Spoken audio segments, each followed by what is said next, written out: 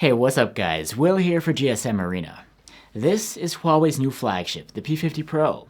We saw the previous model all the way back in 2020, so now that the P50 Pro is going global, let's go over its key features and see what's new.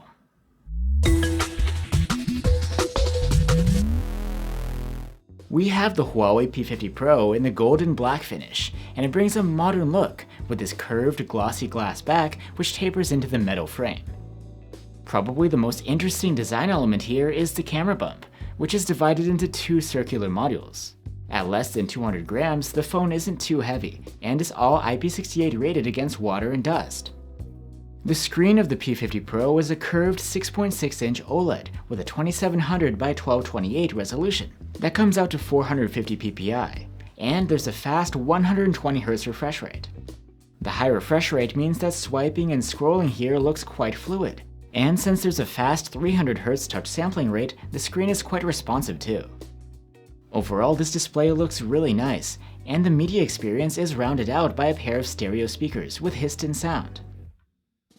One of the main things to consider about the P50 Pro is that it doesn't support Google services. The global version runs Huawei's EMUI 12 interface. One of the new features you'll find on EMUI 12 is a control panel, which you access by swiping from the right corner.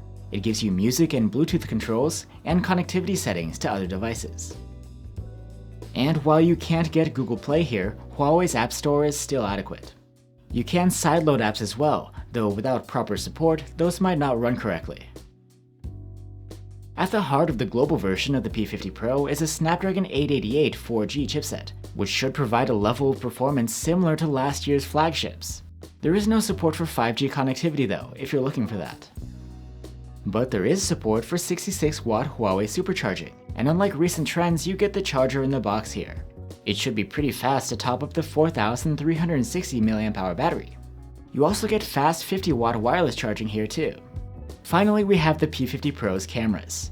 Besides the 50-megapixel main cam, the monochrome camera is back at 40 megapixels. Then there's a 13-megapixel ultra-wide and a 64-megapixel telephoto camera with 3.5 times optical zoom. This looks like a very versatile camera setup, especially when you consider the telephoto cam's capability for higher hybrid zoom levels, and we can't wait to test it out. So there you have it guys, the P50 Pro is a nice looking flagship that, as you'd expect from Huawei, brings a powerful set of cameras. It's tough to release a phone globally without Google services though, and it's also rare to see a flagship without 5G support. Let us know what you guys think about the P50 Pro, and I'll see you soon with our full review.